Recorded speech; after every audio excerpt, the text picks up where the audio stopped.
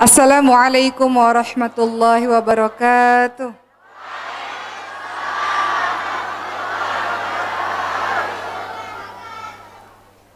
Alhamdulillahirabbil alamin wa bihi nasta'in ala umuri dunya waddin wassalatu wassalamu ala asyrafil anbiya'i wal mursalin wa ala alihi wa sahbihi ajma'in amma ba'du. Rabbi syrah li sadari wa yassir li amri wahlul 'uqdatam min lisani yafqahu qawli. Apa kabar ibu-ibu semuanya? Masya Allah. Apa kabar adik-adik semua di atas? Masya Allah. Ini adik-adik nih di atas nih. Masya Allah. Baik ibu-ibu, bapak-bapak yang ada dan juga adik-adik semuanya. Masya Allah. Senang sekali saya datang ke Lombok. Baru saja saya sampai tadi pagi mengisi di Lombok Tengah dan sekarang ke Lombok Timur, Masya Allah. Dan saya tahu di sini banyak sekali orang-orang hebat, orang-orang saleh. Maka izinkan saya menyapa terlebih dahulu. Yang saya hormati Ibu, mohon izin saya di depan Ibu. Ibu Wakil Bupati, Ibu Hajah Siti Kutsia. Masya Allah, kita doakan semoga Ibu dan keluarga senantiasa diberikan kesehatan oleh Allah Subhanahu Wa Taala. Amin ya Rabb. Yang saya hormati ibu-ibu ketua Ormas Wanita yang tergabung dalam Gabungan Organisasi Wanita Lombok Timur beserta seluruh anggota keluarga, Masya Allah, dan seluruh anggotanya pastinya. Dan juga tokoh agama dan tokoh masyarakat Lombok Timur, takmir masjid, para ustadzat yang tidak bisa disebutkan satu persatu, juga tokoh masyarakat, para ahlul Quran, banyak penghafal Quran di sini, Masya Allah, ustazah-ustazah kita, guru-guru kita, Masya Allah. Mohon izin saya duduk di atas Ibu, karena kalau duduk di bawah khawatir tidak terlihat sampai belakang. Boleh ya Bu? Baik, teman-teman sebelum kita mulai, Alhamdulillah, Allah izinkan kita semua berada di setengah perjalanan di bulan suci Ramadan ini. Ada yang sudah khatam di bulan suci Ramadan ini? Banyak, Masya Allah. Boleh tunjuk tangan supaya kita semangat. Ada yang sudah khatam di bulan suci Ramadan ini? Masya Allah, Masya Allah. Ibu-ibu sibuk, tapi khatam. Khatam berapa kali Bu? Satu kali, ada yang dua kali? Masya Allah ya. Masya Allah, di sini ada sahabat saya, guru saya juga. Masya Allah Ibu, terima kasih ya, kita ketemu di kampus UIN. Kami ini berdua sama-sama di kampus UIN Syarif Hidayatullah Jakarta. Alhamdulillah, ketemu lagi di Lombok Timur, Alhamdulillah. Ada di sini yang sudah khatam 3 kali? Oh, yang tidak tunjuk tangan, saya kiranya khatamnya 5 kali, 6 kali, 7 kali. Husnuzon ya. Baik, teman-teman sekalian, kita mulai dengan surah Al-Fatihah. Kita baca sama-sama Al-Ikhlas, Al-Falaq, An-Nas. Boleh ya Bu? Khawatir siang-siang ngantuk lagi puasa ya. Hah, ngantuk? Oh tidak, Alhamdulillah. Khawatir kalau nggak disuruh ngaji, kita ngaji sama-sama, lama-lama ngantuk. Terus saya ceramah nggak ada yang dengerin. Boleh ya Bu, kita baca Al-Fatihah, Al-Ikhlas, Al-Falaq, An-Nas bersama-sama? Yang kenceng suaranya boleh supaya kita semangat dan terbangun dari kantuk kita, boleh? Boleh, Masya Allah. A'udzu billahi minasyaitonir rajim. Bismillahirrahmanirrahim. Alhamdulillahirabbil alamin. Ar-Rahmanir-Rahim. Maliki yaumiddin. إياك نعبد وإياك نستعين اهدنا الصراط المستقيم صراط الذين أنعمت عليهم غير المغضوب عليهم ولا الضالين آمين. Bismillahirrahmanirrahim. Qul huwallahu ahad, Allahus samad, lam yalid wa lam yulad wa lam yakul lahu kufuwan ahad. Bismillahirrahmanirrahim. Qul a'udzu birabbil falaq min syarri ma khalaq wa min syarri ghasiqin idza waqab wa min syarri naffatsati fil 'uqad wa min syarri hasidin idza hasad. Bismillahirrahmanirrahim. Qul a'udzu birabbin nas, malikin nas, ilahin nas, min syarril waswasil khannas, alladzi yuwaswisu fi sudurin nas, minal jinnati wan nas. Ya Allah, bersihkanlah hati-hati kami, ya Allah, luruskanlah niat kami, tambahkanlah ilmu kepada kami, ya Rabb, dan mudahkan kami mengamalkan apa yang telah kami tahu. Amin, amin, ya Rabbal alamin. Ibu-ibu yang dirahmati oleh Allah Subhanahu wa taala, Syahrul Ramadan. Ada yang tahu bulan Ramadan ini memiliki banyak sekali julukan. Ada apa aja julukan-julukan Syahrul Ramadan? Syahrullah, bulannya Allah, betul? Ada lagi, Bu? Syahrul Maghfirah, bulan yang penuh ampunan. Syahrul Rahmat, bulan yang Allah berikan limpahan rahmat. Apalagi, Bu? Syahrul Siyam, bulannya puasa. Syahrul Sabar, bulannya sabar. Syahrul Quran wa Syahrul Tilawah, Syahrul Quran, bulan suci Ramadan.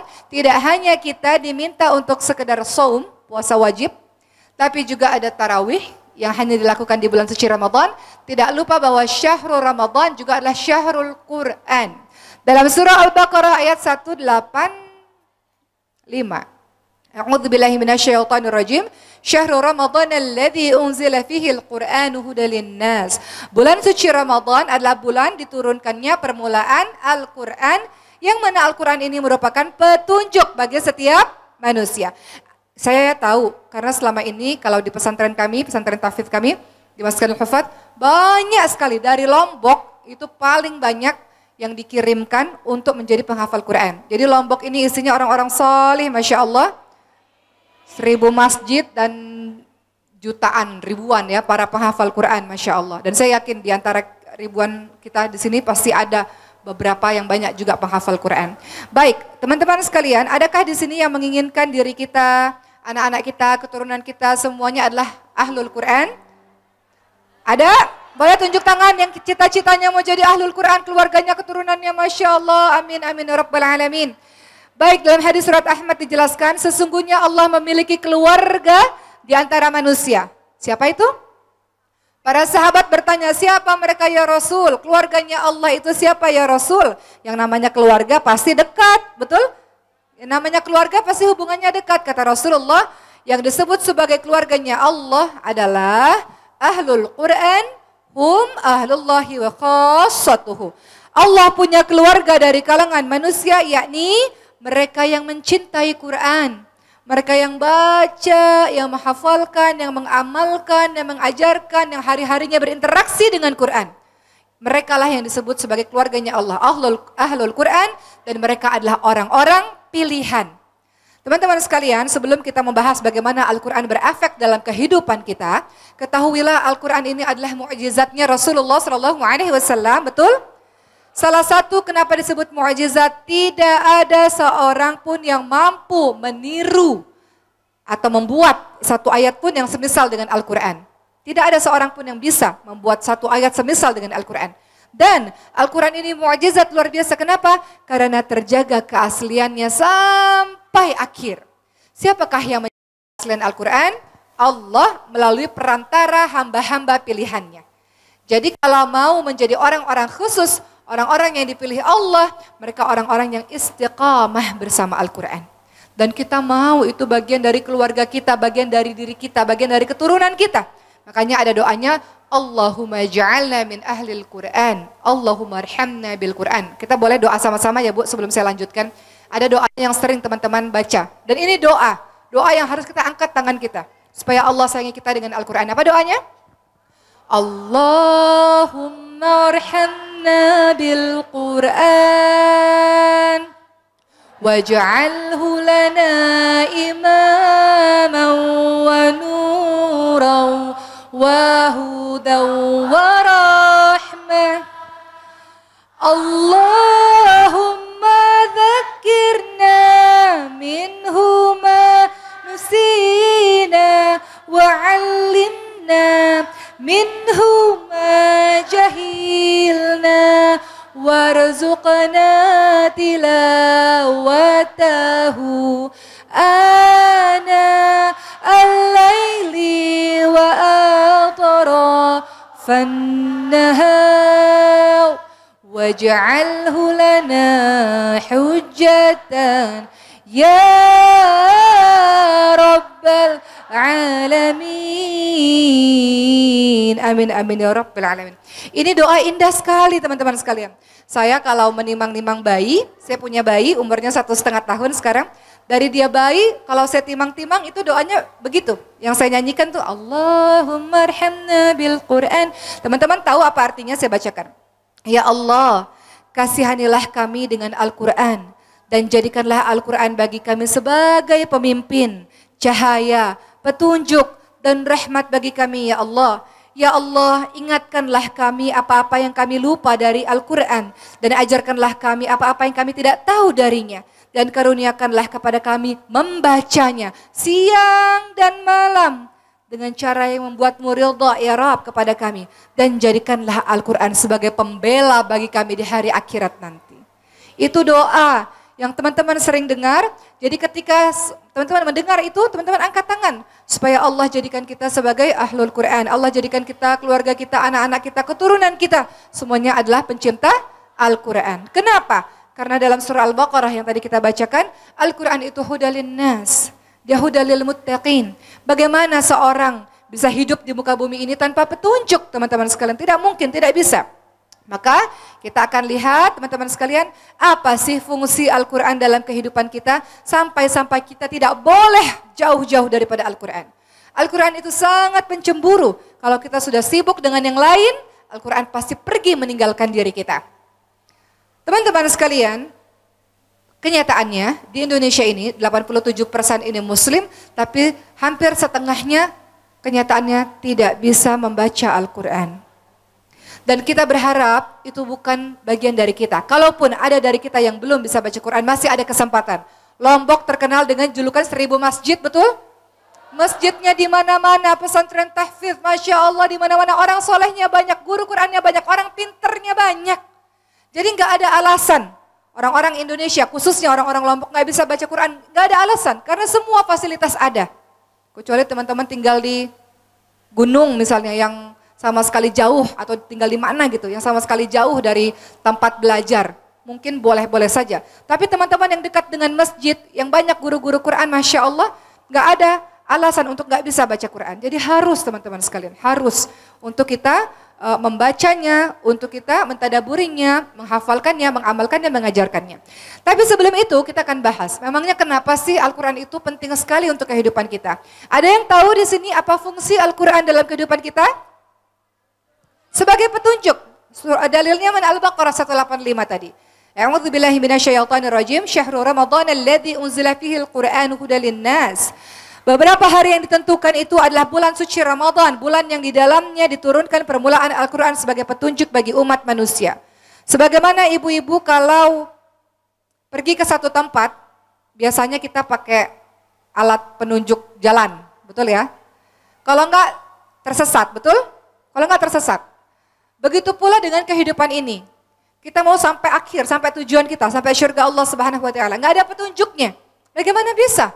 Kalau kita enggak pakai petunjuk jalan itu, kita akan tersesat, teman-teman sekalian. Maka Al-Qur'an fungsinya sebagai petunjuk dan diturunkannya di bulan Ramadan. Perhatikan, setiap ada yang disematkan atau yang digandengkan dengan kalimat dengan kata Allah pasti itu mulia.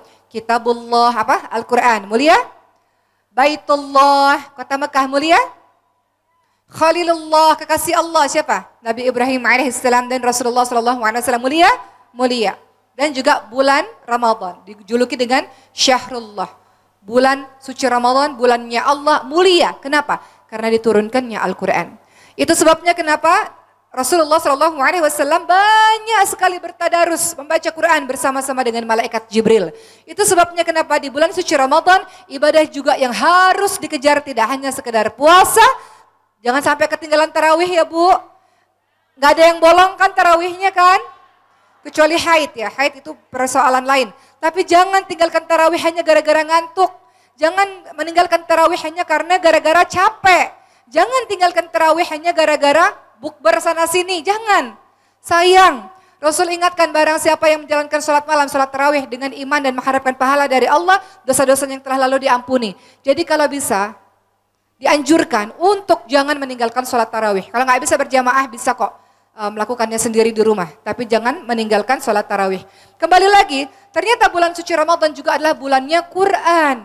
Bulan disuruh kita banyak baca Quran, syahrul Quran, syahrul tilawah. Banyak disuruh kita ini membaca Al-Quran, sebagaimana Rasulullah banyak baca Quran. Saya itu Bu mohon izin, dari SMA itu, kami itu biasanya punya grup pengajian ya. Seperti ibu kan ada grup pengajian kan. Dan biasanya menjelang Ramadan kami akan saling bertanya, target kamu dalam 1 bulan Ramadan ini mau berapa kali khatam? Dari SMA sampai hari ini. Saya udah kepala 3 ibu mohon izin. Sampai hari ini masih ditanya sama guru saya, oke mau berapa kali khatam di bulan suci Ramadan ini? Jadi masih dipantau terus. Dan biasanya kalau begitu kita akan bersemangat. Kalau kita tahu teman kita mau 3 kali khatam, 4 kali khatam, 5 kali khatam. Hari ini kamu sudah berapa kali khatam? Hari ini sudah baca berapa juz? Fastabiqul khairat, berlomba-lomba dalam kebaikan. Kalau nggak ada partner, kita akan leha-leha, malas-malas, nggak berlomba-lomba. Tapi kalau ada teman-teman, ayo hari ini sudah berapa kali baca berapa juz, berapa banyak. Itu akan membuat kita semakin bersemangat. Kembali lagi, fungsi Al-Quran dalam kehidupan kita, dia sebagai petunjuk. Dia sebagai hidayah bagi kita. Dalam surah Al-Isra ayat ke-9 juga dikatakan demikian. A'udzubillahi minasyaitonirrajim. Inna hadzal Qur'ana yahdi lillati hiya aqwam wa yubashshirul mu'minina alladziina ya'maluna shalihati anna lahum ajran kabira.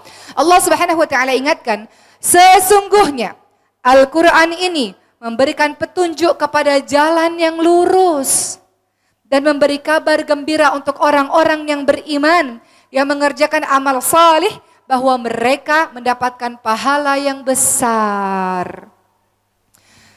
Saya cerita sedikit sebelum saya masuk lagi kepada materi saya.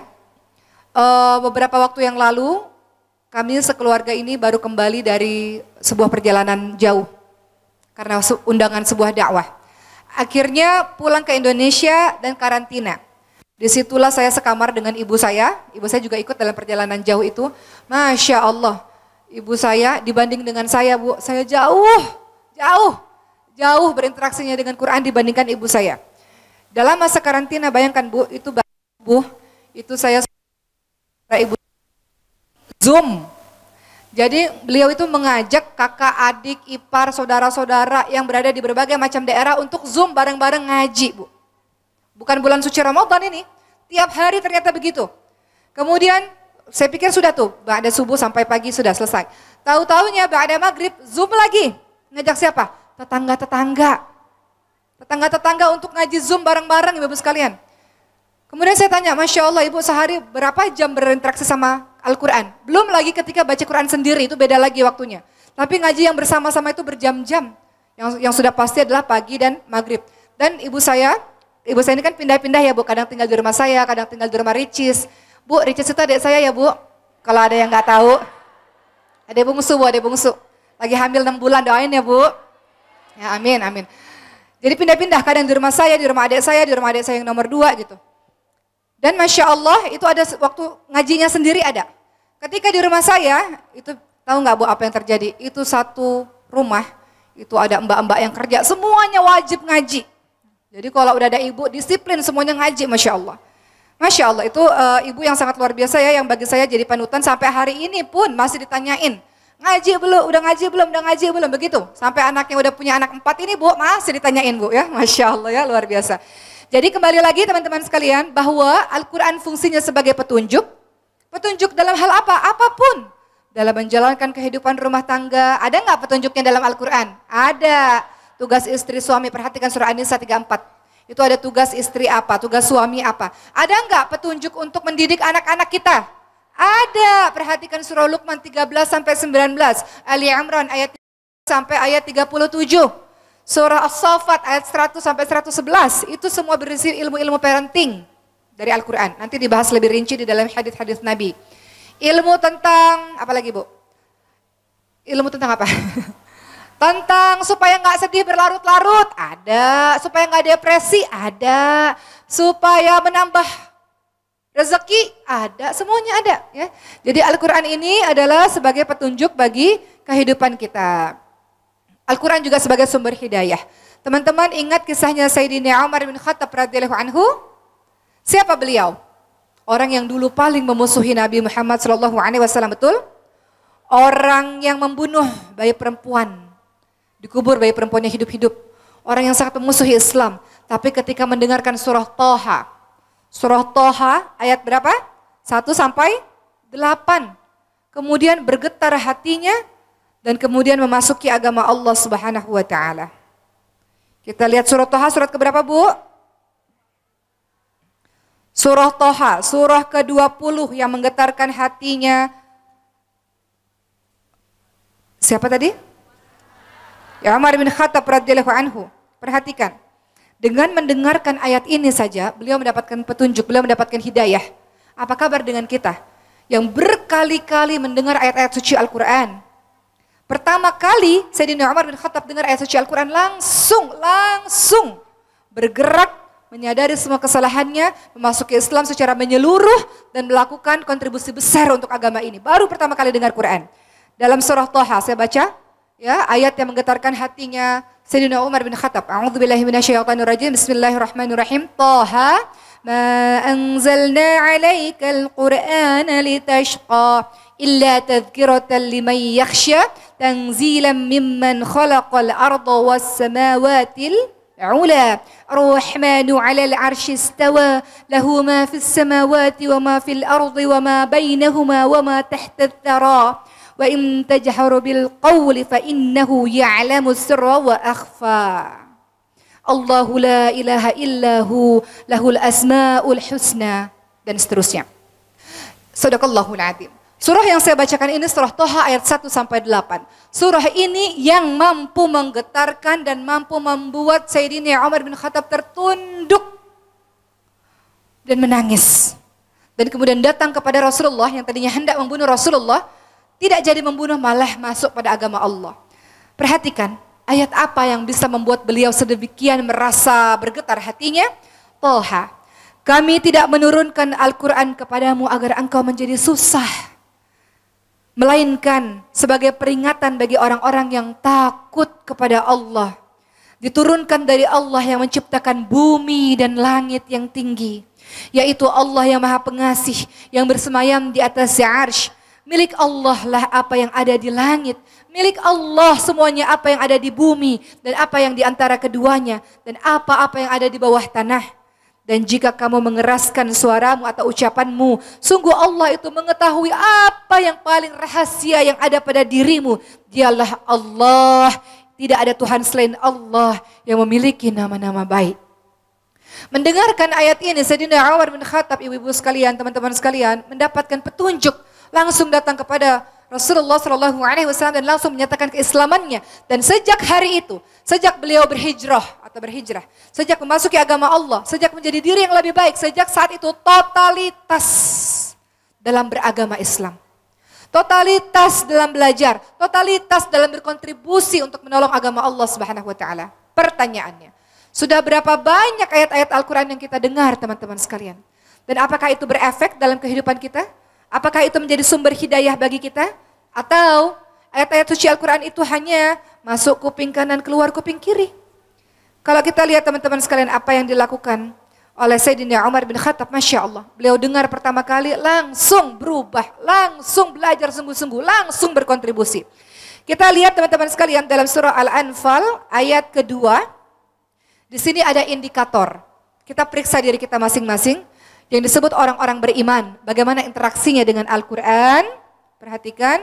Allah Subhanahu wa taala berfirman, A'udzubillahi minasyaitonirrajim. Innamal mu'minuna alladhina idza dzukirallahu wajilat qulubuhum wa idza tuliyat 'alaihim ayatuhu zadatuhum imanan wa 'ala rabbihim yatawakkalun. Shadaqallahul 'adzim. Artinya, sesungguhnya orang-orang yang beriman adalah mereka yang apabila disebutkan nama Allah maka gemetar hatinya. Dan apabila dibacakan ayat-ayat Allah kepada mereka, bertambah kuatlah iman mereka, dan hanya kepada Allah lah mereka bertawakal. Jadi beda orang-orang beriman dengan orang-orang tidak beriman adalah ketika dibacakan nama Allah, disebut nama Allah, dibacakan ayat-ayat suci Al-Quran, terasa di dadanya teman-teman sekalian. Ada sesuatu di dadanya. Terkadang kita begitu, betul ibu sekalian? Lagi baca rasanya nikmat, Masya Allah, ada sesuatu terasa di dada kita, Masya Allah. Mudah-mudahan kita tergolong orang-orang yang beriman karena bergetar hati kita, getaran keimanan teman-teman sekalian. Baik, berikutnya, Al-Quran tidak hanya sekedar sebagai petunjuk untuk manusia, untuk jin juga sama ibu-ibu sekalian. Jin itu juga mendengarkan Al-Quran.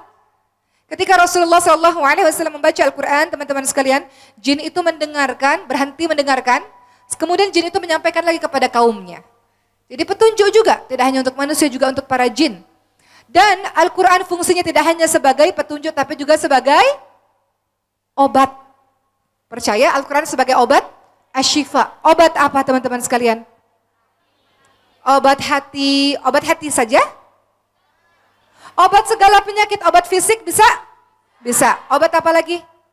Menangkal sihir bisa? Bisa, Masya Allah. Al-Quran, Masya Allah. Kita lihat dalam surah Al-Isra ayat ke-82. Dalil yang menyatakan Al-Quran adalah obat. Masya Allah. Kata Allah Subhanahu wa ta'ala, A'udzu billahi minasyaitonir rajim. Wa nunazzilu minal Qur'ani ma huwa shifaa'u wa rahmatul lil mu'minina wa la yazidudz zalimina illa khasara. Allah katakan, dan kami turunkan Al-Quran untuk menjadi obat dan rahmat bagi orang-orang yang beriman. Dan Al-Quran tidaklah menambah kepada orang-orang yang zalim selain kerugian. Jadi Al-Quran itu asyifa, dia obat. Obat semuanya. Contoh, obat hati.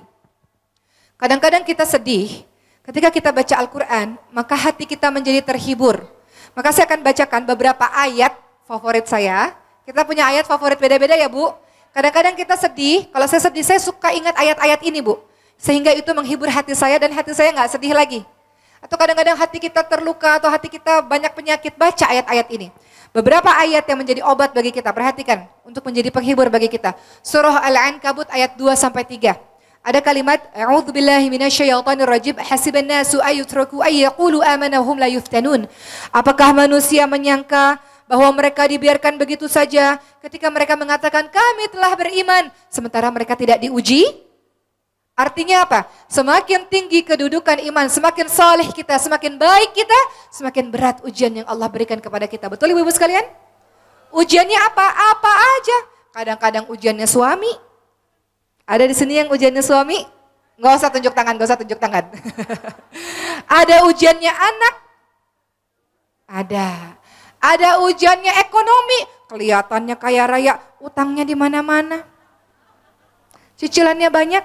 Pusing, misal. Ada yang sakit ujiannya, betul Bu? Ada ujiannya permusuhan, pertengkaran dan sebagainya. Dan kita lihat di sini Allah Subhanahu wa taala ingatkan, apakah kamu mengira ketika kamu mengatakan saya beriman, saya berhijrah, saya menjadi orang baik, kemudian kamu didiamkan begitu saja? Tidak. Pasti Allah akan uji, liyabluwakum ayyukum ahsanu amala, mana di antara kamu yang lebih baik amalannya. Yang kedua, ada juga surah yang bagus sekali Masya Allah, At-Taubah ayat 129. Ada kalimat Hasbiyallahu la ilaha illahu alaihi tawakkaltu wa huwa rabbul arsyil azim. Kalau kita lagi sedih kita baca ayat ini. Cukuplah Allah bagiku.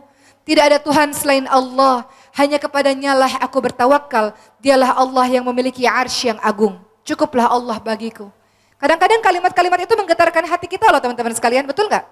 Saya nggak akan kenapa-napa. Nggak akan kenapa-napa. Kenapa? Karena Allah bersama dengan saya. Cukuplah Allah bagiku. Betul Bu? Kalau kita rasa Allah cukup Allah. Allah yang tidak pernah meninggalkan kita. Nggak pernah.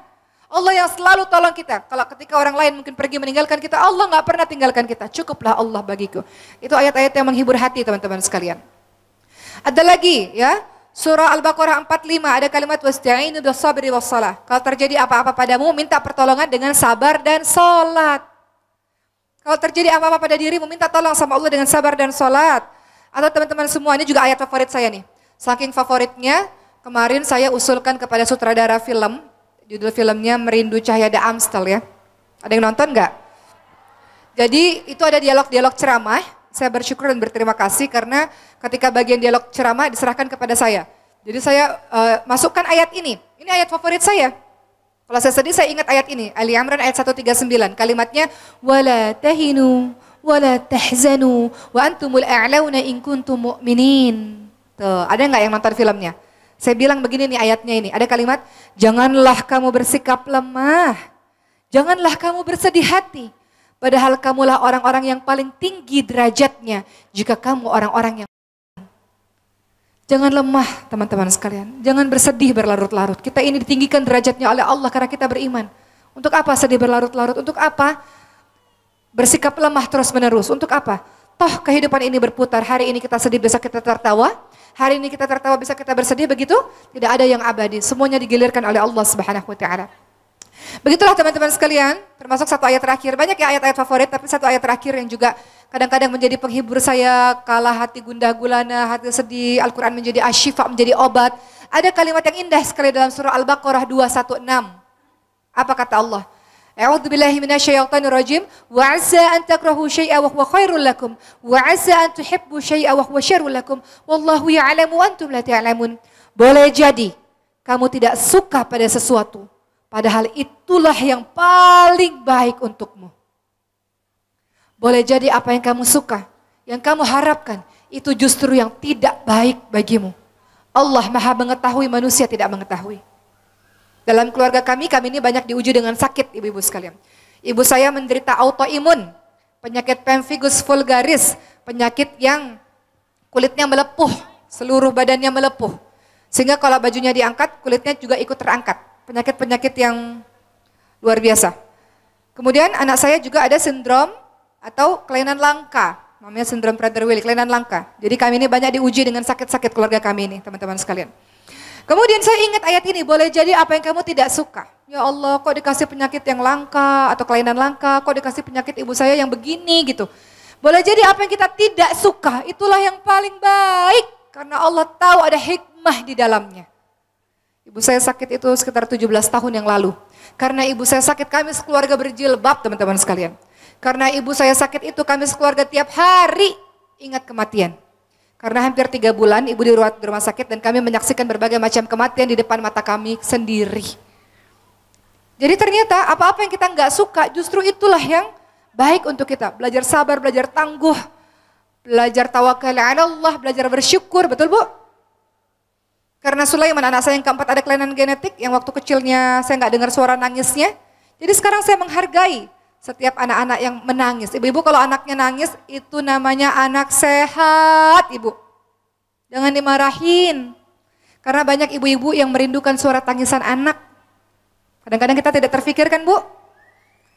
Saya itu merindukan tangisan anak waktu anak saya bayi. Nggak nangis, Bu. Nangis itu gitu nangisnya. Jadi harus pakai alarm kalau mau ngasih ASI. Begitu teman-teman sekalian. Jadi terkadang sesuatu yang kita keluhkan adalah sesuatu yang diinginkan oleh orang lain. Betul Bu? Kadang-kadang kita nggak bersyukur, kok suami saya begini, kok ininya begini. Kadang-kadang apa yang ibu keluhkan itu yang diimpikan oleh banyak orang. Termasuk saya. Apa-apa yang ibu keluhkan terhadap anak ibu menangis itu yang saya impikan, yang saya rindukan. Waktu anak saya bayi, alhamdulillah sekarang sudah membaik, berkat doa dari teman-teman semua. Intinya teman-teman sekalian, kembali lagi, Al-Quran sebagai asyifa. Dia sebagai obat. Jadi kalau lagi gundah gulana, sedih, hati nggak tenang, jangan lari kemana-mana. Wudhu dan buka Al-Qurannya, itu obat. Kemudian, Al-Quran tidak hanya obat hati teman-teman sekalian. Ya, tapi Al-Quran juga teman-teman sekalian, dia itu obat sakit badan. Sakit badan. Dalam hadis yang diriwayatkan oleh Siti Aisyah radhiyallahu anha, beliau berkata, Rasulullah apabila sakit, beliau membacakan untuk dirinya sendiri surah-surah perlindungan, surah An-Nas, surah Al-Falaq, itu dibaca dan meniupkan kepada tubuhnya. Jadi bisa kalau anak-anak kita sakit, baca Al-Fatihah, Al-Ikhlas, Al-Falaq, An-Nas, tiup, kemudian kita luskan pada tubuh anak kita atau tubuh kita yang sakit. Begitu pula Al-Fatihah, ada salah seorang sahabat Nabi yang pada saat itu melihat ada seorang yang hampir lumpuh karena tersengat kalajengking, beliau membaca surah Al-Fatihah sebagai obatnya. Jadi obat, teman-teman sekalian tentu obat-obat dari orang yang ahli ya, tapi juga kita bisa mengobatinya dengan bacaan Al-Quran. Juga obat dari sihir. Ibu percaya sihir itu ada? Ada yang pernah terkena sihir? Atau pernah menemukan di rumahnya tiba-tiba ada kain, ada kertas tulisan Arab atau apa-apa gitu. Itu namanya buhul ya Bu ya. Ada di antara kita atau pernah melihat atau pernah mendengar sihir itu nyata teman-teman sekalian. Dan itu bisa dihalau dengan Quran. Rasulullah SAW pernah terkena sihir. Pernah teman-teman sekalian. Buhulnya itu, Ibu tahu buhul itu apa ya bahasa Lombok di sini Bu? Ikatan. Ya ikatan itu. Buhul itu ikatan itu ya. Itu kan harus ditemukan ya Bu. Nah ikatan buhul sihirnya itu Rasulullah itu ada di dalam sumur dan ditemukan. Dan kemudian Rasulullah SAW melenyapkannya dan kemudian membaca surah An-Nas dan Al-Falaq. Artinya teman-teman sekalian kita kalau ingin terhindar dari sihir. Kita tahu kan teman-teman sekalian tidak 100% orang-orang suka sama kita, betul? Mustahil. Membuat semua orang cinta pada kita adalah sebuah hal yang mustahil. Ada lovers, ada haters, betul ya? Ada yang cinta, ada yang benci, itu pasti. Rasulullah SAW juga begitu, ada yang suka, ada yang tidak suka, itu pasti. Ada yang iri, ada yang dengki, betul? Makanya dalam surah Al-Falaq itu ada kalimat apa Bu? Surah Al-Falaq itu ada doa tuh untuk kita minta perlindungan dari Allah Subhanahu wa taala untuk orang-orang yang dengki. Ada kalimat a'udzubillahi minasyaitonirrajim. Ada kalimat wa min syarri hasidin idza hasada. Dalam surah Al-Falaq itu kita minta perlindungan kepada Allah dari kegelapan malam, dari penyihir, dari orang-orang jahat, dari orang-orang yang dengki kepada kita. Jadi doanya dengan cara apa? Zikir pagi petang. Zikrullah, zikir terbaik adalah dengan membaca Al-Quran. Zikir pagi petang silakan, ada ayat-ayat surah-surah pilihan yang sudah Rasulullah ajarkan pada kita. Baca teman-teman sekalian untuk menghindari diri kita dari kejahatan-kejahatan para penyihir, orang-orang yang mengirimkan sihir-sihir. Itu Al-Quran, Masya Allah. Bagaimana mungkin setelah kita tahu tentang keutamaan-keutamaan yang banyak dari Al-Quran, lantas kita meninggalkan Al-Quran? Bagaimana mungkin ada orang yang hari-harinya nggak pernah baca Quran? Apa yang bisa melindungi dirinya teman-teman sekalian? Betul nggak? Sementara kita itu butuh perlindungan. Apa itu? Quran. Quran. Ajarkan anak-anak kita, pasangan kita, mbak-mbak di rumah yang kerja Quran teman-teman sekalian. Ciptakan lingkungan Quran di rumah kita. Maka ada cara-cara agar kita bersama dengan Quran. Nanti akan saya kaitkan dengan kehidupan keluarga dan juga kebangsaan ini. Semuanya sumbernya dari Quran. Bayangkan. Kalau suaminya cinta Quran, ibunya, istrinya cinta Quran, anak-anak cinta Quran, keluarga itu menjadi keluarga Quran. Masya Allah, Allah jaga nggak kira-kira keluarganya? Orang-orang atau rumah yang dibacakan Quran itu malaikat-malaikat akan turun kan? Kemudian juga untuk para penuntut ilmu, malaikat-malaikat akan turun meletakkan sayapnya kepada kita-kita teman-teman sekalian. Yang namanya malaikat turun pasti menurunkan ketenangan. Maka rumah yang berisi orang-orang yang cinta Quran, pasti rumah itu adalah rumah yang diliputi ketenangan, sakinah, mawaddah, warahmah. Dalam surah Ar-Rum ayat 21, kalau kita biasanya mendapatkan undangan pernikahan, ada kalimat litaskunu ilaiha wa ja'ala bainakum mawaddatan warahmah. Bahwa kita semua menikah, berkeluarga, ingin sakinah, tentram, mawaddah, penuh cinta, warahmah, penuh dengan kasih sayang. Bagaimana caranya? Tentu bisa selama seluruh anggota keluarga berorientasi pada agama. Menuju kepada Al-Quran, bisa insya Allah. Kenapa? Karena kalau terjadi apa-apa, back to Quran. Kenapa sih kita juga pengen ya, kita ini juga ngafalin Quran. Kenapa? Karena kalau terjadi apa-apa ayat Al-Quran itu keluar dari kepala kita teman-teman sekalian. Saya tidak mau katakan bukan, saya belum menghafalkan keseluruhan isi Al-Quran. Adalah 1-2 yang dihafalkan. Ketika saya mendapatkan kesedihan, saya ingat tuh. Wa asa an tarahu syai'an wa huwa khairul lakum. Iya ya. Allah takdirkan anak saya ada kelainan genetik, tapi kata Allah tiba-tiba muncul wa asa an takrahu syai'an wa khairul lakum wa asa an tuhibbu syai'an wa syarrul lakum wallahu ya'lamu wa antum la ta'lamun. Iya ya kata Allah, boleh jadi apa yang kita enggak suka itulah yang terbaik untukmu. Jadi itu manfaatnya. Kalau kita senantiasa hari-harinya membaca Quran atau adalah ayat-ayat Quran yang kita ingat, terkadang dalam suatu ketika kita terkena pada sesuatu, kita langsung keluar ayat itu dan menghibur hati kita. Betul Ibu-ibu sekalian? Jadi semuanya back to Quran. Kita enggak kehilangan arah, kita punya arah. Kalau kita lagi, ini anak-anak muda ada di sini? Anak-anak muda ada? Misalnya tiba-tiba lagi seneng sama seseorang. Ya. Anak-anak muda maupun yang sudah tetap juga terkena ini, kadang ujian-ujian ini ya. Ya Allah, ya Allah. Rumput tetangga lebih hijau ya Allah. Ya. Tiba-tiba kalau orang yang hafal Quran ingat, wala taqrabuz zina, oh jangan dekati zina. Memandang kepada hal-hal atau seseorang yang diharamkan oleh Allah adalah mendekati zina misalnya. Jadi kalau kita baca, kita hafal, itu otomatis dia keluar. Sehingga itu menjaga diri kita teman-teman sekalian. Sehingga itulah yang disebut sebagai Al-Quran jalan kita untuk melindungi keluarga kita insya Allah. Dan juga untuk kebangsaan, untuk bangsa Indonesia ini. Bayangkan, kalau negeri kita diisi oleh orang-orang yang mencintai Quran. Orang-orang hebat, memegang amanah besar. Diisi oleh mereka yang cinta Quran, yang takut kepada Allah Subhanahu wa taala. Kira-kira terjadi kezaliman enggak di negeri ini? Kira-kira terjadi kecurangan enggak di negeri ini? Tidak. Kenapa? Karena orang-orangnya takut kepada Allah Subhanahu wa taala. Karena berpegang teguh kepada Al-Quran. Itu maksudnya. Kenapa teman-teman di Palestina? Saya ceritakan ini juga di beberapa ceramah saya. Beberapa teman-teman Palestina, masyaikh Palestina itu kami datang ke tempat kami dan saya tanya, betulkah teman-teman di Palestina itu tidak takut mati? Kan kita sering dengar ya, oh bagi teman-teman di Palestina hidup mulia atau mati syahid, kapan-kapan sewaktu-waktu bisa mati begitu saja. Kita lupa, kita juga bisa mati tiba-tiba Bu, nggak mesti ada bom, bener nggak? Nggak mesti. Teman-teman kita di Palestina mengatakan apa ketika saya tanya? Tentu kata mereka, tentu kami ini orang-orang yang sudah mempersiapkan bekal kematian kami tidak takut mati. Karena sewaktu-waktu kami bisa mati saja. Bagaimana caranya supaya tidak takut mati? Bagaimana caranya mempersiapkan diri agar siap bertemu dengan Allah? Jawabannya adalah Al-Quran. Masjid-masjid kami itu penuh dengan halaqah-halaqah Quran. Kalau sudah ada Al-Quran, ada kabar gembira dari Allah Subhanahu wa taala untuk orang yang bersungguh-sungguh di jalan Allah, untuk apa takut dengan kematian? Kata mereka, kematian adalah jalan menuju pada pertemuan kepada sang kekasih kita Allah Subhanahu wa taala. Masalahnya, kita ini kan belum sampai derajat seperti itu. Betul kan teman-teman sekalian? Padahal kematian itu bisa kapan saja, walaupun saya tahu di antara teman-teman semua ada orang-orang yang saleh, yang sudah siap kapanpun Allah memanggil, Masya Allah. Kapanpun Allah panggil, saya ketemu orang-orang saleh, kapanpun Allah panggil saya siap. Artinya, saya dalam kehidupannya sudah beramal saleh terus, sehingga kapanpun Allah panggil siap. Kematian mendadak bagi orang-orang saleh, teman-teman sekalian, adalah kematian yang dirindukan.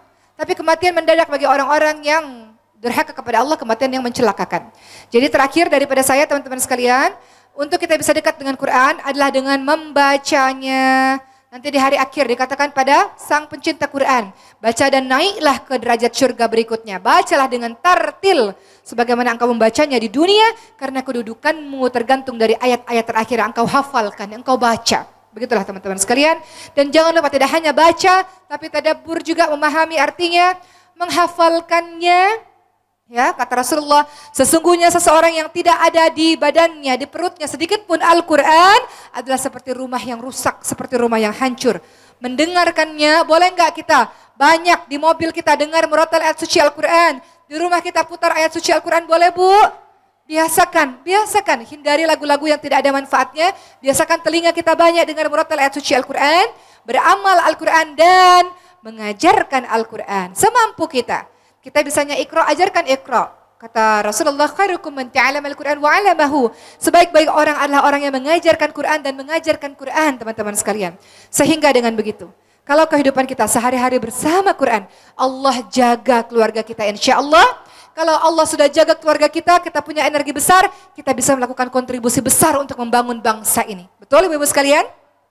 Sekarang, izinkan saya memperlihatkan kepada ibu-ibu semua, di sini adik-adik semua, sebuah video tentang Masya Allah Indonesia. Kita semua bersemangat untuk mencetak anak-anak kita menjadi penghafal Quran. Tapi ingat, tidak semua anak-anak kita ini adalah anak-anak yang mampu. Ada anak-anak yatim, du'afa, mu'allaf yang memerlukan pertolongan dari kita untuk mereka menghafalkan Quran. Untuk itulah kami dan beberapa teman kita semua sama-sama berjuang untuk mencetak para penghafal Quran dari seluruh Indonesia, full beasiswa. Saksikan video mereka ketika mereka di wisuda. Banyak dari mereka tidak tahu orang tua mereka siapa, tidak pernah bertemu orang tua mereka. Mereka selesai 30 juz berkat pertolongan harta dari ibu-ibu semua, bapak-bapak semua, sehingga mereka bisa melanjutkan pendidikan mereka. Semua anak berhak mendapatkan pendidikan yang sama, betul? Mau dia yatim kah, mau dia miskin kah, semua orang berhak. Apalagi mereka anak-anak yang saleh, anak-anak yang penuh dengan semangat. Kita bantu, karena sesungguhnya mereka lah yang tolong kita.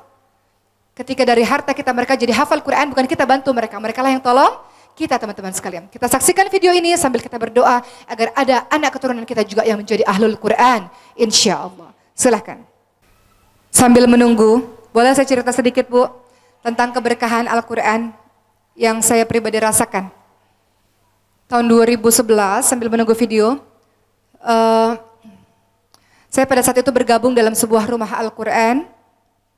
Kemudian saya hanya tinggal di sana beberapa bulan, tidak sampai selesai karena sibuk syuting sana sini. Kemudian tahun 2016 saya rindu dengan teman-teman Ahlul Quran. Maka akhirnya kami pada saat itu menyewa rumah ya dengan memberikan beasiswa untuk 14 orang anak awalnya 2016. Sampai hari ini Masya Allah 6 tahun berdiri. Akhirnya banyak anak-anak ya ribuan Masya Allah dengan pertolongan dari teman-teman semua. Mereka bisa belajar dengan full beasiswa. Saya ingin menceritakan keberkahan Al-Quran dalam keluarga kami teman-teman sekalian. Sambil kita menunggu video ya. Tahun lalu ayah saya meninggal mendadak ibu-ibu sekalian. Tidak sakit, tidak ada tanda-tanda, lagi tidur. Pagi-pagi ditemukan pada saat itu ayah saya lagi giliran tidur di rumah Ricis sama ibu saya. Kebetulan ibu saya lagi batuk, jadi ibu saya memilih berpisah kamar dengan ayah saya. Ayah saya tidur di kamar terpisah karena ibu saya lagi batuk pada saat itu. Saya di rumah saya dan Ricis juga. Pada saat itu Ricis lagi ada di Flores ya. Di Flores, lagi naik gunung, nggak ada sinyal. Nggak ada sinyal, saya cerita sedikit. Di pagi hari, ibu saya tiba-tiba foto ayah saya dalam keadaan sudah tergeletak. Dan kemudian di family group. Saya ketika lihat handphone itu tangan saya bergetar dan saya katakan kenapa papa kenapa saya bilang begitu. Ibu saya nggak bilang apa-apa. Ibu saya hanya bilang coba panggil ambulans. Akhirnya kami ini saya coba hubungin Ricis nggak bisa dihubungi satu harian yang nggak bisa dihubungi karena di atas gunung nggak ada sinyal teman-teman sekalian. Singkat cerita akhirnya kami semua menuju ke UGD di rumah sakit. Saya terpisah. Ibu saya langsung bawa ayah saya dengan ambulans ke rumah sakit. Adik saya nomor 2 langsung ke rumah sakit. Saya langsung ke rumah sakit. Sampai di rumah sakit teman-teman sekalian, ayah saya ditutup. Saya katakan kenapa ayah saya ditutup? Saya katakan demikian. Buka, kainnya dibuka. Karena saya tidak tahu bahwa ayah saya sudah tidak ada ibu-ibu sekalian. Karena ibu saya tidak menceritakan. Ketika sampai di UGD, kemudian pada akhirnya suami saya masuk terlebih dahulu dan suami saya langsung memeluk saya dan suami saya menangis dan suami saya mengatakan, papa sudah tidak ada. Kemudian pada akhirnya saya pikir saya yang paling kuat. Karena selama ini saya yang menenangkan, saya yang menenteramkan anggota keluarga, tapi nyata-nyatanya tidak seperti itu karena saya yang terjatuh dan menangis. Dan yang ingin saya ceritakan bukan persoalan ayah saya yang meninggal ini, tapi persoalan bagaimana keberkahan Al-Quran. Pada saat itu kami bingung, kami ini mau menguburkan ayah kami di mana, karena semua pemakaman itu penuh. Kemudian akhirnya singkat cerita, Masya Allah. Akhirnya ayah saya bisa dikuburkan di sebuah tempat di mana tempat itu berisi banyak sekali para penghafal Quran. Ribuan para penghafal Quran. Ketika saya tanya, kenapa ayah saya dimakamkan di sini? Kemudian dijawab karena ayahnya Uma Oki adalah ayahnya para pejuang Al-Quran. Kemudian adik saya mengatakan, saya tidak tahu bagaimana kalau kehidupan kita sekeluarga tidak bersama dengan Al-Quran. Dengan kematian yang mendadak ini, siapa yang menolong kita? Dan Masya Allah yang mendoakan, yang memandikan, yang mengangkat jenazah, yang mengiringi sampai akhir, itu semuanya adalah para penghafal Quran ibu-ibu sekalian. Itu salah satu keberkahan Quran. Yang kedua, singkatnya, anak saya dikatakan oleh dokter punya ini, semuanya, seluruh anggota badannya bermasalah. Singkat cerita, wasilah Quran, Masya Allah, saya yakin ini perantara Quran. Anak saya tidak kenapa-napa, betul dia punya kelainan genetik, dia punya kelainan langka, tapi tidak seperti yang dikatakan oleh dokter ya, yang belasan penyakit itu semuanya tidak ada teman-teman sekalian. Dan Masya Allah itu keajaiban apa? Itu keajaiban Al-Quran. Saya yakin itu karena Al-Quran. Jadi Masya Allah kalau kita sudah rasa keberkahan Al-Quran, gak mau kita tinggalkan Al-Quran teman-teman sekalian. Gak mau kita jauh-jauh dari Al-Quran. Karena kita memerlukan Al-Quran dalam kehidupan kita dunia dan akhirat. Betul Bu? Kita saksikan video ini dan mudah-mudahan hati kita tergugah untuk bersemangat bersama dengan Al-Quran. Silakan.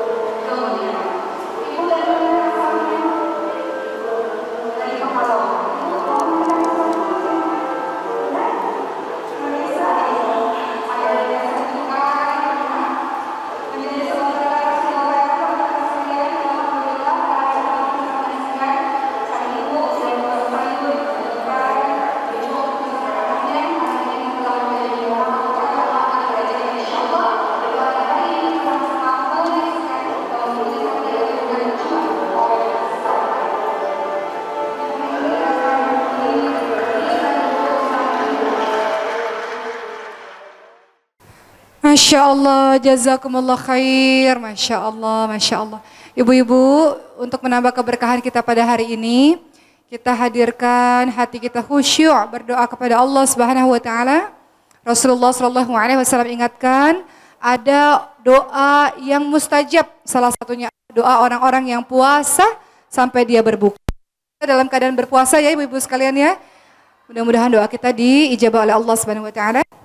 Kita tundukkan pandangan kita angkat tangan kita hadirkan hati kepada Allah Subhanahu wa taala.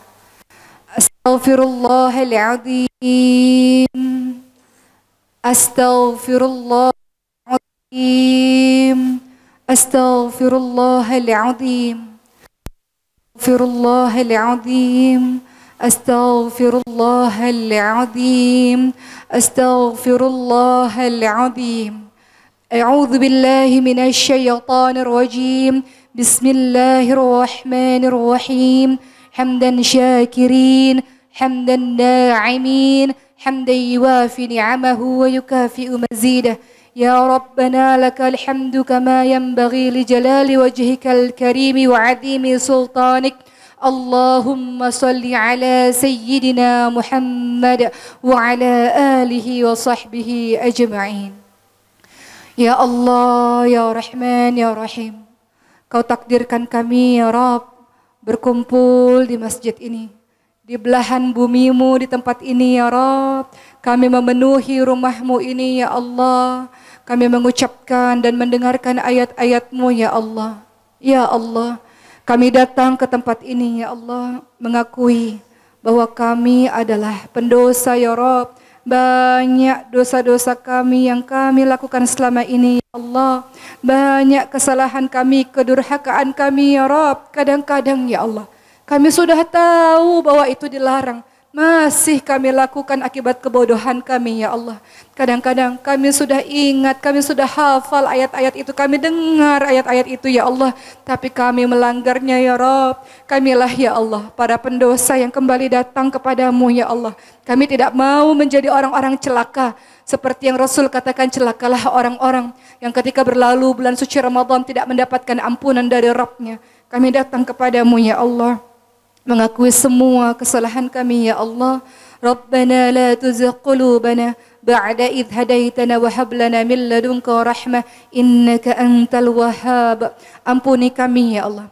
Ampuni kami sebagai hamba-Mu. Kami mengakui ya Allah, banyak ya Allah kami melanggar apa yang telah Engkau perintahkan kepada kami ya Allah. Banyak dari kami ya Allah yang masih bermalas-malasan di bulan Ramadan ini.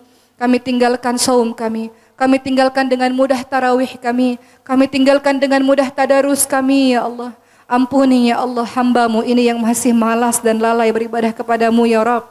Ya Allah, ampuni kami ya Allah. Banyak dosa-dosa kami yang kami lakukan ya Allah. Ampuni mata kami ya Allah. Engkau yang maha mengetahui bahwa mata ini pernah memandang hal-hal yang Engkau haramkan. Mata ini pernah memandang orang dengan benci, iri dan dengki. Sucikan mata kami ya Rabb, bersihkan dia ya Allah. Ya Allah, lisan kami, Engkau yang maha tahu ya Allah. Lisan yang tak bertulang ini mudah bagi kami ya Allah. Ghibah, fitnah, dusta, adu domba ya Allah. Kata-kata kotor, kata-kata yang menaikkan syahwat ya Rabb. Kata-kata yang tidak baik keluar dari lisan kami. Sucikan ya Rabb lisan ini.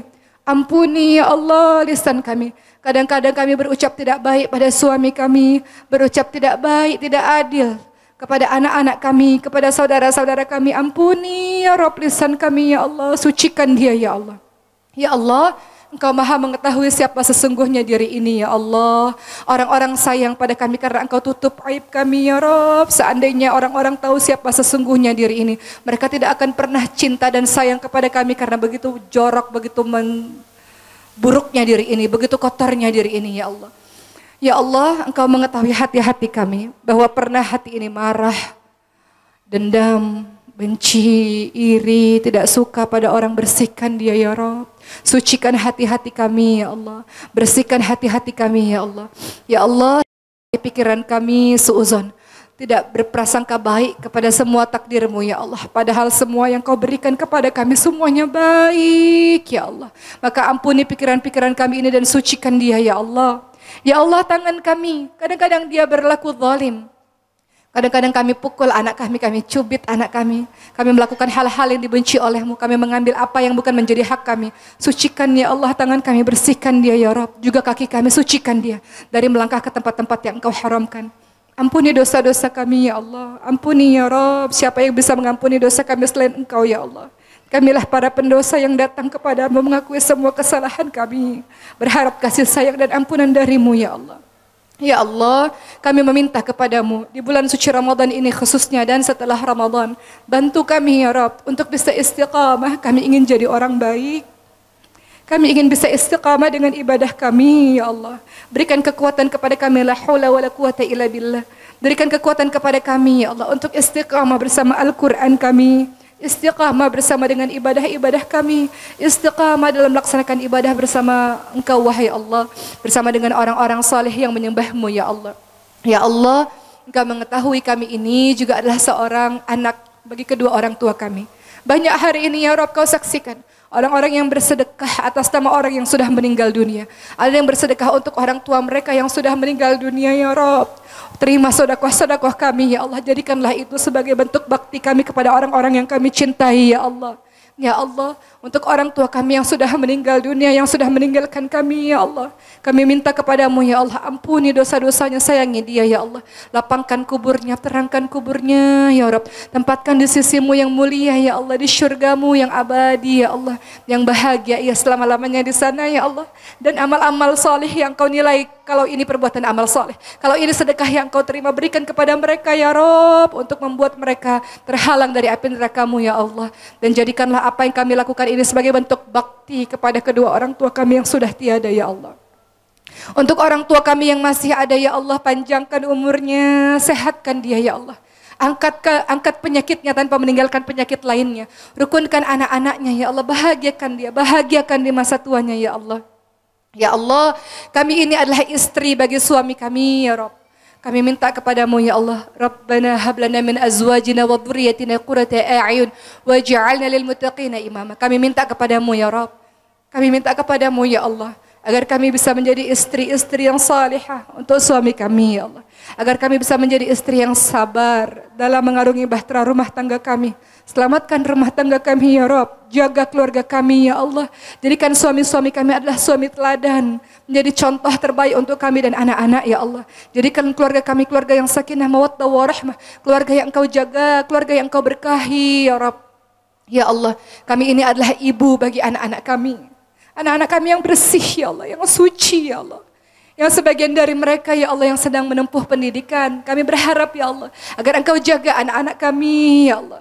Jadikan mereka anak-anak yang salih ya Allah. Tumbuh mereka sehat ya Allah. Tumbuh sehat ya Rabb. Tumbuh menjadi orang yang takut tunduk takluk kepadamu ya Rabb. Tumbuh menjadi hamba-Mu ya Allah yang perjuangkan agama ini ya Allah. Mudahkan ia dalam belajar, mudahkan dia dalam menuntut ilmu ya Allah. Jadikan anak-anak kami anak-anak yang pandai, anak-anak yang saleh, yang salihah ya Allah. Anak-anak yang Kau berkahi ilmu yang banyak dan berkah, yang mampu bermanfaat untuk banyak orang. Anak-anak kami ya Rabb, harapan kami ya Allah, mudahkan ya Allah, jaga dia ya Allah, jaga anak-anak kami. Jadikan anak-anak kami menjadi kebanggaan-Mu ya Rabb dan Rasul-Mu ya Allah. Ya Allah, kami ini juga adalah seorang ibu yang terkadang tidak sabar dalam mendampingi anak-anak kami. Kami sering marah ya Rabb, kami sering tidak selalu bersama dengan anak-anak kami. Ampuni kesalahan kami yang tidak sempurna menjadi seorang istri, tidak sempurna menjadi seorang ibu, tidak sempurna menjadi seorang anak. Ampuni ya Allah. Berikan ya Allah petunjuk bagi kami, untuk kami bisa menjadi hamba-Mu yang baik, untuk kami bisa menjadi anak yang saleh, istri yang salihah ya Allah, untuk bisa menjadi ibu yang salihah, yang bisa mendampingi anak-anak kami dan menghantarkan anak-anak kami menjadi anak-anak kebanggaan-Mu ya Allah. Ya Allah, di antara kami minta ya Rabb, ya Allah, di antara kami ada yang sakit ya Rabb. Kami minta dan kami tidak tahu siapa yang doanya Engkau dengar. Kami minta kepadamu, ketika ada anggota keluarga kami yang sakit, angkat penyakitnya ya Allah, tanpa meninggalkan penyakit lainnya. Buat anak-anak kami atau ibu kami atau saudara kami yang sakit, sabar dalam menghadapi penyakitnya. Husnuzon, berprasangka baik terhadap takdir-Mu ya Allah. Dan berikan kesabaran bagi orang-orang yang merawat orang-orang yang sakit ya Allah. Ya Allah, di antara kami ada yang sedang berduka karena kedua orang tua kami atau orang-orang yang kami cintai Engkau Engkau panggil terlebih dahulu. Berikan keikhlasan ya Rabb, keikhlasan dan pemahaman bahwa semuanya adalah milik-Mu dan akan kembali kepadamu ya Allah. Buat kami yang ditinggalkan pergi oleh orang-orang yang kami cintai, akan senantiasa bersemangat untuk jadi orang-orang baik, agar kami bisa berkumpul di syurga bersama dengan mereka ya Rabb, bersama dengan ayah kami, ibu kami, anak-anak kami, orang-orang yang kami cintai di syurga-Mu ya Allah. Ya Allah, ada di antara kami yang sedang mengandung ya Allah. Berikan kesehatan pada kandungannya ya Rabb sampai melahirkan. Ibu dan anaknya sehat. Bagi mereka yang belum Engkau karuniai buah hati ya Rabb ya Allah. Kami minta kepadamu ya Allah. Berikan ya Allah. Kami memohon kepadamu ya Allah. Mereka menunggu lama ya Allah. Akan hadirnya buah hati dalam pernikahan mereka. Berikan ya Rabb. Percayakan kepada mereka. Engkau hadirkan buah hati untuk merekatkan cinta di antara mereka. Anak-anak yang menjadi pejuang agamamu ya Rabb. Di antara kami ya Allah. Ada yang Kau uji dengan terlilit hutang yang banyak. Bebaskan hutang kami ya Allah. Bebaskan hutang kami. Di antara kami ya Allah. Ada yang Kau uji ya Allah, yang sedang berjuang dengan finansial kami. Mudahkan segala urusan kami, mudahkan rezeki kami, lancarkan ya Rabb, lancarkan. Mudahkan kami bisa bersedekah lebih banyak ya Allah. Sungguh kami ingin bersedekah lebih banyak, sungguh ya Rabb. Maka mudahkan bagi kami rezeki kami, untuk kami bisa membantu agamamu lebih banyak ya Allah, lebih banyak ya Allah, lebih banyak ya Rabb.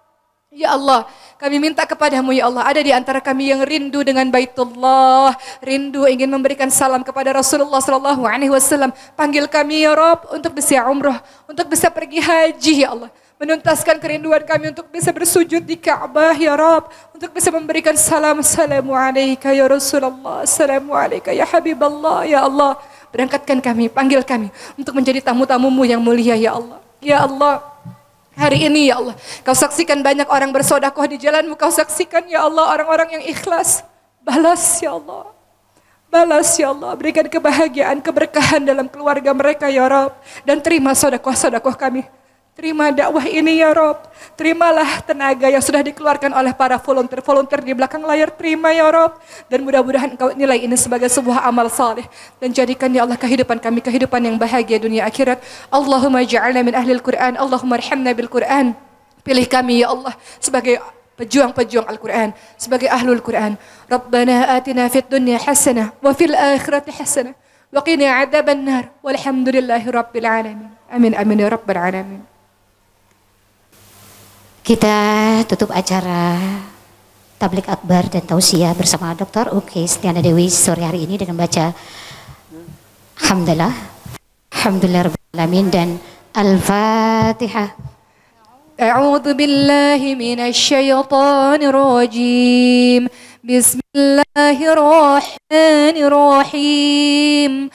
Alhamdulillahi rabbil alamin. Ar-Rahmanir-Rahim.